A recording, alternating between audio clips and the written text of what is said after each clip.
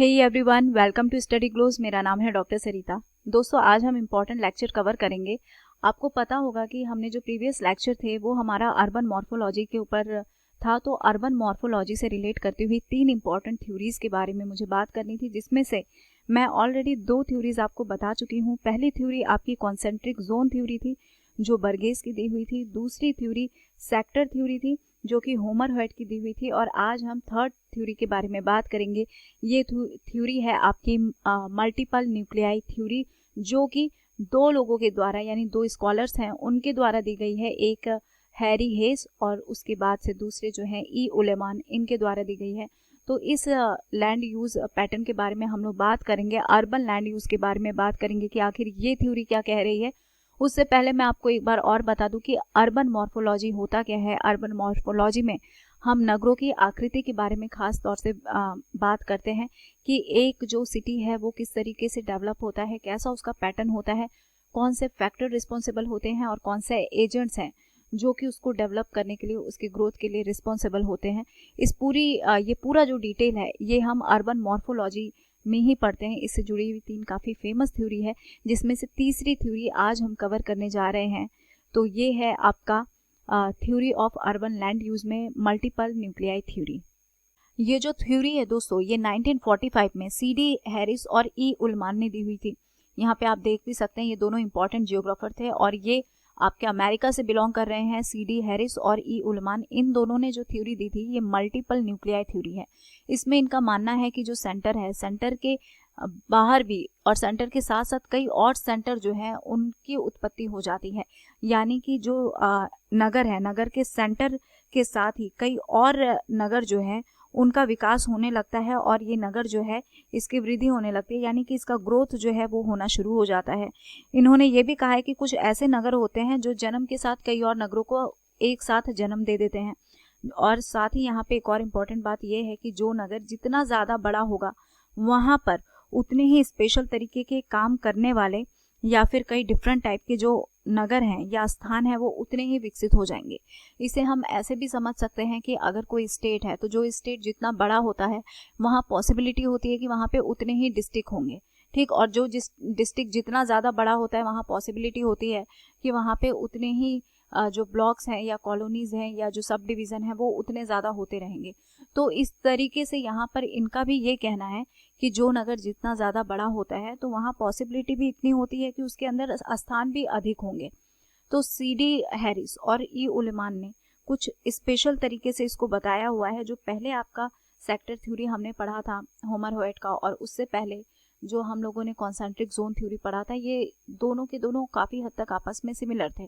यहाँ पर भी आपको सिमिलैरिटी देखने को मिलेगी, लेकिन फिर भी ये थोड़ा सा अलग है क्योंकि उन्होंने एक सेंटर नहीं माना। इन्होंने कहा है जो मुख्य केंद्र है इसके साथ साथ कई और केंद्र का भी विकास होना शुरू हो जाता है, और इसीलिए इन्होंने इस थ्योरी को बहुनाभिक सिद्धांत जिसे हिंदी में कहते हैं और इंग्लिश में से मल्टीपल न्यूक्लियाई थ्योरी कहा जाता है।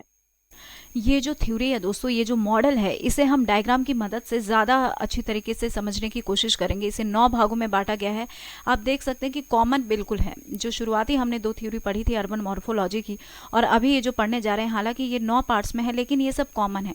उस वाली थ्योरीज को 5 जोन या 5 सेक्टर में डाला गया था, तो उन 5 में इसी 9 को उस 5 में कर दिया गया था, लेकिन यहाँ पे अलग से इस तरीके से डिवीज़न दे दिया गया है। तो यहाँ पर देखिए, ये जो एक्टिविटी है जो लिस्टेड की गई है इस मॉडल में, वो यहाँ पर आप देख सकते हैं। यहाँ पर इंडिपेंडेंट जोन बना दिए गए हैं। देखिए, एक आपका सबसे पहला सेंट्रल बिजनेस डिस्ट्रिक्ट है जिसे CBD कहते हैं। ये हमेशा सेंटर में रहता है, हमेशा ध्यान रखिए, इसीलिए इसके नाम के साथ सेंट्रल भी लगा हुआ रहता है। ये बीच में ही रहता है ऑलमोस्ट, ठीक है। किसी भी नगर का ये सबसे ज़्यादा इंपॉर्टेंट इकोनॉमिक और ये कमर्शियल सेंटर रहता है। तो ये CBD हो गया। फिर लाइट मैन्युफैक्चरिंग हो गया, लो क्लास रेसिडेंशियल है, मिडिल क्लास रेसिडेंशियल और अपर क्लास रेसिडेंशियल। ये तो हम शुरू से ही पढ़ते आ रहे हैं। इसके बाद क्या है आपका हैवी मैन्युफैक्चरर है, आउटलाइंग बिजनेस डिस्ट्रिक्ट है, रेसिडेंशियल सबर्न है और इंडस्ट्रियल सबर्न है।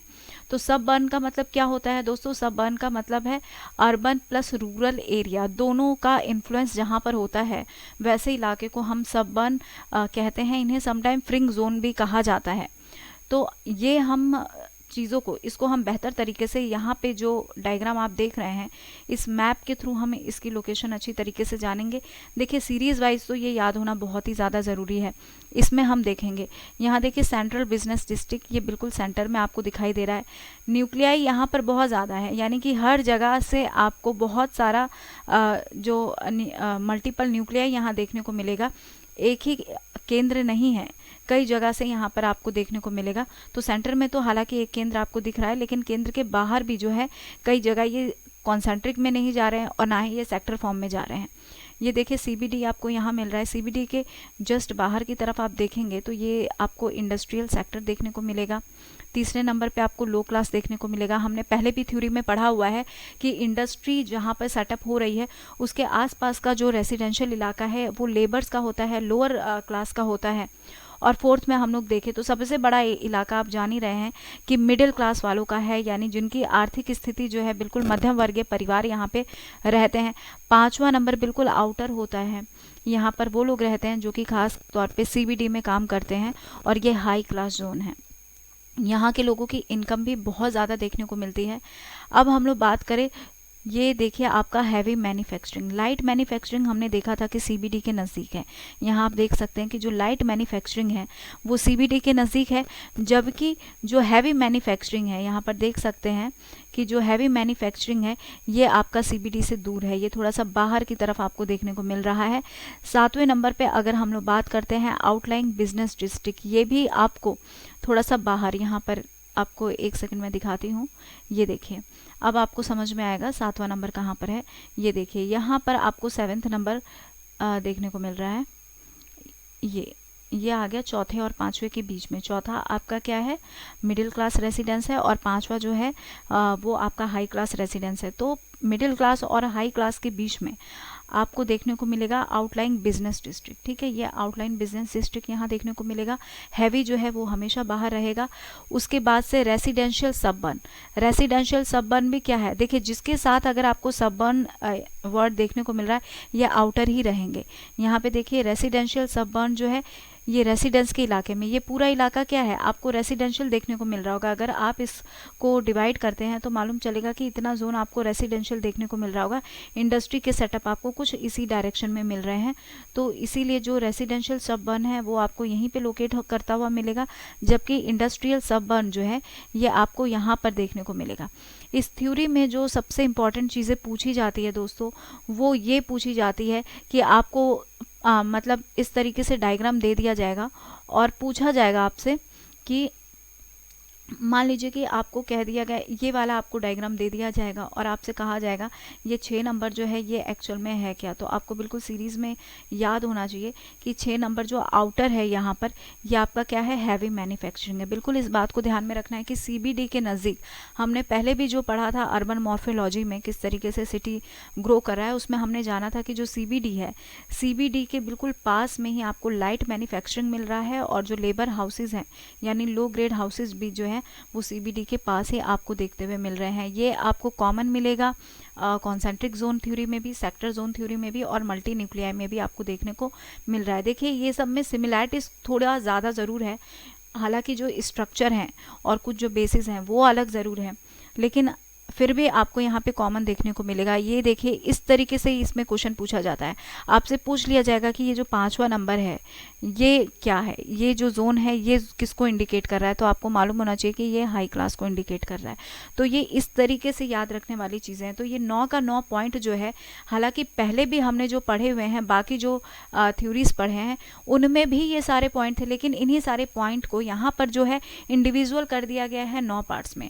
लेकिन पहले के जो हमने सेक्टर थ्योरी पढ़े थे और साथ ही साथ कॉन्सेंट्रिक जोन पढ़े हुए थे उसमें इनको इंक्लूड कर लिया गया था। ठीक है, जैसे कि जो आपका हमारा जो हैवी क्लास इंडस्ट्रियल जोन है इसी में आपको रेसिडेंशियल सबर्बन और इंडस्ट्रियल सबर्बन का जो इन्फ्लुएंस है या इफ़ेक्ट है वो देखने को मिल रहा था। तो ये चीज़ें वही हैं, बस यहाँ पे इंडिविजुअल तौर पे इसको 9 मल्टी न्यूक्लियाई में बांट दिया गया है, जबकि पहले वाले जो हमने थ्योरी पढ़े थे उसमें आपको यही चीज़ें 5 जोन में या 5 सेक्टर में बटी हुई देखने को मिलेगी। इन्होंने खास करके जो एग्जाम्पल्स है वो सेटअप किया है लंदन और शिकागो को लेके, ठीक। तो इन दो सिटीज़ को ध्यान में रखते हुए, हालांकि इसके अलावा भी इन्होंने कई सिटीज़ जो हैं उनका स्टडी किया हुआ है, लेकिन विशेष तौर से लंदन और शिकागो के ऊपर इनका जो मल्टी न्यूक्लियाई थ्योरी है वो बेस है। ऐसा क्वेश्चन भी अगर पूछ लिया जाए कि ये जो हैवी इंडस्ट्रीज़ का इलाका है ये क्यों बिल्कुल बाहर है, तो इसके पीछे रीज़न ये है कि जो हैवी इंडस्ट्रियल जोन है इनके लिए एरिया बहुत बड़ा चाहिए, और जैसे जैसे आप सेंटर में किसी सिटी के जाते हैं तो वहाँ पे एरिया जो है बहुत कैप्चर रहता है, बहुत नैरो रहता है और बहुत भीड़ भाड़ से भरा हुआ रहता है।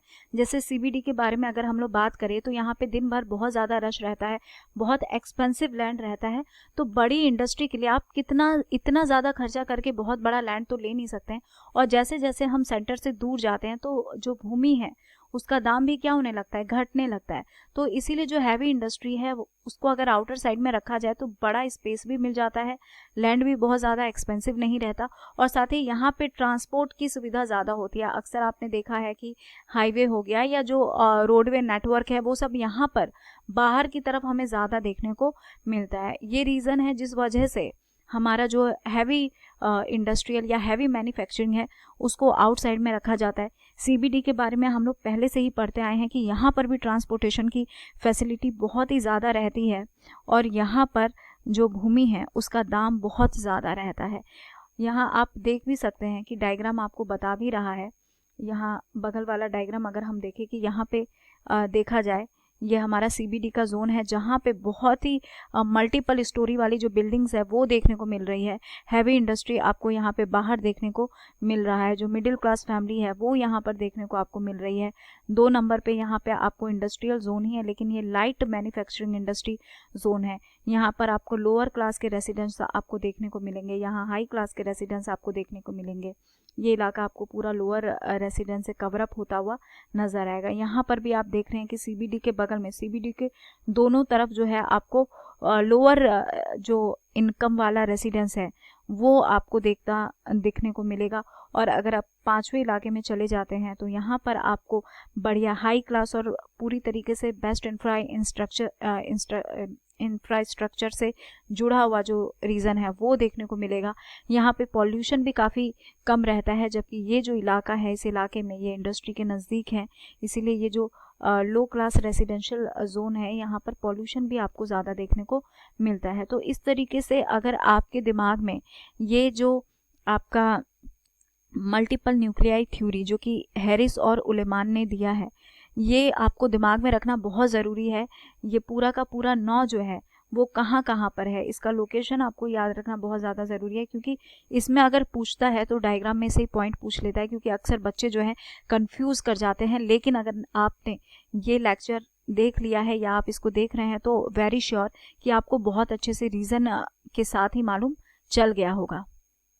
अब हम ये जो थ्योरी है आपका मल्टीपल न्यूक्लियाई थ्योरी, इस न्यूक्लियस थ्योरीज के ऊपर क्या क्या डिसएडवांटेज है या फिर कहाँ पे इसको क्रिटिसाइज किया गया, इसके बारे में हम लोग जानते हैं। कुछ इंपॉर्टेंट पॉइंट है दोस्तों जिसको हम लोग डिस्कस कर लेते हैं, क्योंकि कोई भी थ्योरी जो है वो कम बेस करके वहाँ पे उसे क्रिटिज्म किया जाता है, उसकी कुछ लिमिटेशंस रहती है। यहाँ पर देखिए, negligence of the height of the buildings, ये जो मल्टीपल न्यूक्लियस थ्योरी है इसमें आपके जो बिल्डिंग्स की हाइट है सीबीडी में खास करके ज़्यादा ऊंची बिल्डिंग रहती है, इसको नेग्लेक्ट किया गया है। साथ ही जो जोन्स हैं, जो डिफरेंट जोन्स हैं, उनके बीच में कोई प्रॉपर बाउंड्री नहीं है, वो कहाँ से शुरू होके किस तरीके से एग्जिस्ट कर रही हैं उसके बारे में कुछ क्लियर यहाँ पर कहा नहीं गया है। तीसरे अगर लिमिटेशन के बारे में बात करें तो जो इम्पोर्टेंट फैक्टर्स है खास करके फिजिकल रिलीफ हो गया, और उसके बाद से गवर्नमेंटल पॉलिसी है, यानी कि स्ट्रक्चर ऑफ लैंड किस तरीके का है, ये किसी भी सिटी के ग्रोथ को या डेवलपमेंट को इन्फ्लुएंस करता है। साथ ही गवर्नमेंट की पॉलिसी कैसी है वो डिसाइड करती है कि आपका इकोनॉमिक जोन जो है, जो सिटी है, वो किस तरीके से डेवलप करेगा। इन सारी चीज़ों को कहीं ना कहीं कंसीडर नहीं किया गया है, तो ये भी इसका एक डिसएडवांटेज और लिमिटेशन में आता है। साथ ही ये जो कॉन्सेप्ट है ये एशिया के मैक्सिमम सिटीज़ पे अप्लाई नहीं हो पाता है। क्यों नहीं हो पाता है? क्योंकि एशियन जो सिटीज़ हैं वहाँ पे डिफरेंट कल्चर है, डिफरेंट इकोनॉमिक स्ट्रक्चर है, उसके बाद पॉलिटिकल बैकग्राउंड अलग है, डिफरेंट इंफ्रास्ट्रक्चर है। तो ये सारी चीज़ें कुछ ऐसी हैं जिस वजह से एक तरीके से ये जो मल्टीपल न्यूक्लियर थ्योरी है इसको क्रिटिसिज्म झेलना पड़ा है। ये कुछ डिसएडवांटेजेस है उस थ्योरी की जो कि हैरिस और उलेमान ने दी हुई है। बिल्डिंग की हाइट को इग्नोर कर दिया गया, कब कहाँ से स्टार्ट हो रहा है नहीं हो रहा है, ये जोन में जो डिविजन्स होने चाहिए वो इम्प्रॉपर है। फिजिकल रिलीफ हो गया, यानी स्ट्रक्चर ऑफ लैंड और गवर्नमेंटल पॉलिसी जो है ये बहुत ही ज़्यादा इंपॉर्टेंट होते हैं सिटीज़ के ग्रोथ के लिए, उसको कंसीडर नहीं किया गया है। और साथ ही ये जो थ्योरीज है ये अमेरिकन कॉन्सेप्ट के ऊपर ज़्यादा डिपेंड करता है, एशियन सिटीज़ के ऊपर ये कॉन्सेप्ट, ये मॉडल जो है बहुत बढ़िया तरीके से एप्लीकेबल नहीं है। तो आई होप दोस्तों कि आपको जो अर्बन मॉर्फोलॉजी है इससे जुड़े हुए ये तीनों कॉन्सेंट्रिक जोन मॉडल, यहाँ देख सकते हैं कॉन्सेंट्रिक जोन मॉडल किस तरीके का मॉडल है। उसके बाद से सेक्टर मॉडल जो हम लोग जान चुके हैं, ये रहा सेक्टर मॉडल। उसके बाद से अभी जो हमने मल्टीपल न्यूक्लियाई मॉडल पढ़ा है वो ये रहा मॉडल। इन तीनों मॉडल के बारे में आपको अच्छी जानकारी हो चुकी होगी और आई होप कि लेक्चर आपको अच्छे से समझ में आ चुका होगा। तीनों ही मॉडल्स हम लोग डिस्कस कर चुके हैं। So here is the end of this lecture. Thank you so much for your attention. और दोस्तों मेरे लेक्चर की पीडीएफ स्टडी ग्लोस के टेलीग्राम चैनल पर आपको मिल जाएगी।